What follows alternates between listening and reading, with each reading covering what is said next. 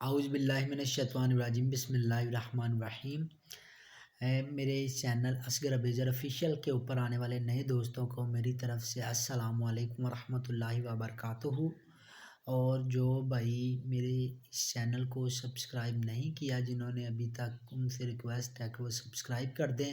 اور ساتھ جڑے بیل آئیکن کے بٹن کو لازمی کلک کریں تاکہ میری ہر نئی آنے والی ویڈیو ہیلتھ کے متعلق، انفارمیٹیو کے متعلق، انفارمیشن کے متعلق آپ تک سب سے پہلے پہنچ سکے، آپ کو اس کا نوٹیفیکیشن مل سکے۔ تو آج کی اس ویڈیو کے اندر ہم آپ کا ٹائم ضائع کیے بغیر ہی آپ کو بتائیں کہ آج کی اس ویڈیو کے اندر ہم آپ کو بتائیں گے ایک ایسی ڈیزیز کے بارے میں، ایک ایسی بیماری کے بارے میں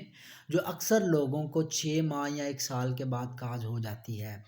یہ بیماری بہت ہی کامن ہے اور جان لیوا بھی ثابت ہو سکتی ہے اور مریض کو بہت ہی زیادہ کہہ لیں کہ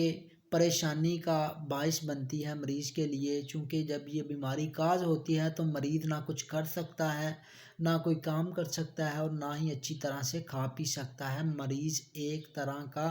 چارپائی پہ لیٹ جاتا ہے۔ تو میرے دوستو، آج کی اس ویڈیو جس کے اوپر ہم بات کرنے والے ہیں، جس ڈیزیز کے اوپر بات کرنے والے ہیں، وہ ہے ٹائیفائڈ۔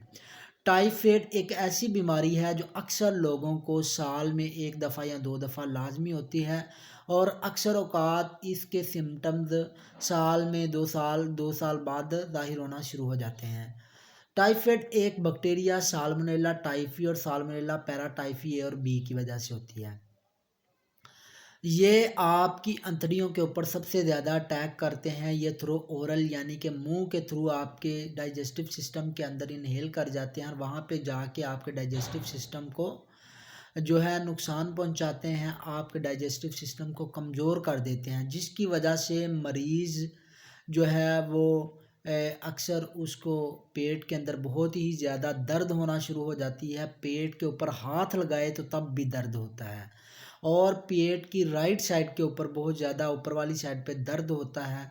اس کے ساتھ ساتھ آپ کی انتڑیوں کے اندر کانسٹیپیشن یعنی کہ قبض کا سامنا ہو سکتا ہے، آپ کو قبض ہونا شروع ہو جاتی ہے۔ صبح اور شام کے وقت بخار ہونا شروع ہو جاتا ہے، رات کے پچھلے پہر میں بخار بہت ہی تیز ہو جاتا ہے۔ مریض کو فیور 103 سے لے کر 104 تک بھی ہو سکتا ہے۔ یہ پہلے ہفتے کی علامات بتا رہا ہوں، اگر آپ ٹریٹمنٹ نہیں کرواتے تو یہ مزید بڑھ سکتا ہے۔ اس کے ساتھ میرے دوستو، آپ کا ڈائجسٹو سسٹم بہت ہی کمزور ہو جاتا ہے، پیٹ پھولنا شروع ہو جاتا ہے، پیٹ کے لیفٹ سائڈ کے اوپر جو تلی ہے، سپلین جس کو بولتے ہیں، وہ بھی بڑھنا شروع ہو جاتی ہے۔ میرے دوستو، اس کے بعد اگر آپ ٹریٹمنٹ نہیں کرواتے تو آپ کے ہارٹ کے اندر یعنی کہ دل کے اندر بھی سوجن ہو سکتی ہے، آپ کا سانس پھولنا شروع ہو جاتا ہے، مریض لاچار ہو جاتا ہے، اٹھنے بیٹھنے سے بھی بھوک کی کمی ہونا شروع ہو جاتی ہے، جس کی وجہ سے مریض کا وزن کم ہونا شروع ہو جاتا ہے۔ میرے دوستو، ساتھ ہی ساتھ میں یہ مریض کو ایک کمزور تر کر دیتا ہے، جس کی وجہ سے مریض کے اندر بلڈ کی کمی ہونا شروع ہو جاتی ہے، مریض کا رنگ پیلا ہونا شروع ہو جاتا ہے، آنکھوں کے اندر پلاہٹ ہونا شروع ہو جاتی ہے، جگر کے فنکشن میں کمی آ سکتی ہے۔ تو میرے دوستو، اگر مریض پھر بھی کیئر نہیں کرتا تو پیلے اور گرین کلر کے سٹول جاری ہونا شروع ہو جاتے ہیں، جس کی وجہ سے مزید کمزور ہو جاتا ہے اور مریض کا ڈائجسٹو سسٹم کے اندر مزید طرح کی درد شروع ہو جاتی ہے اور ساتھ ہی ساتھ پیٹ اور بڑھ جاتا ہے اور پھول جاتا ہے۔ تو یہ تھی کچھ علامات کہ آپ اگر مزید ٹریٹمنٹ نہیں کرواتے تو آپ کے ہارٹ کے اندر، دل کے اندر بھی سوجن آ سکتی ہے، تو جو کہ ایک طرح کی مہلک بیماری ہے، لہٰذا اس کا جلد سے جلد ٹریٹمنٹ کروانا چاہیے۔ اب چلتے ہیں اس کی جو ہے وہ یہ ٹرانسمٹ کیسے ہوتا ہے، یہ بیکٹیریا، اس کے بیکٹیریا کے انہیل ہونے کی وجوہات کیا ہیں۔ تو وہ مریض، وہ افراد جو آفٹر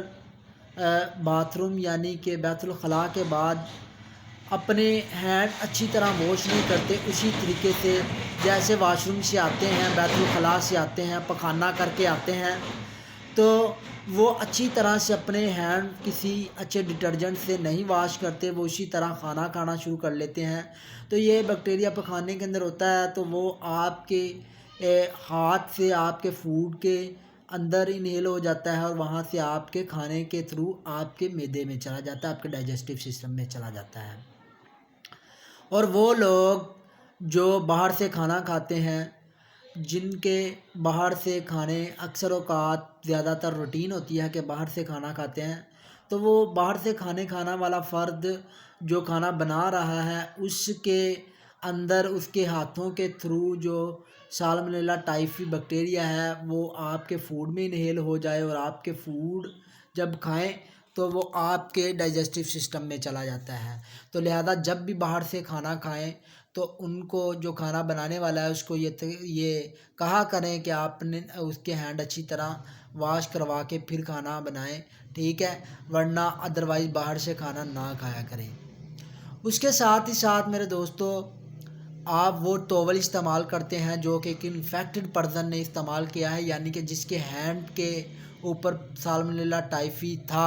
اور اس نے وہ ٹاول استعمال کیا اور آپ نے بھی وہ ٹاول استعمال کیا، اس کے ہینڈ سے وہ سالمونیلا ٹائفی یعنی بیکٹیریا ٹاول پر گیا اور ٹاول جب آپ نے استعمال کیا تو ٹاول سے آپ کے ہینڈ پر آیا اور آپ نے اسی طرح کھانا کھانا شروع کر دیا، یا کسی نہ کسی وجہ سے ہینڈ جو ہے وہ منہ تک لے گئے، تو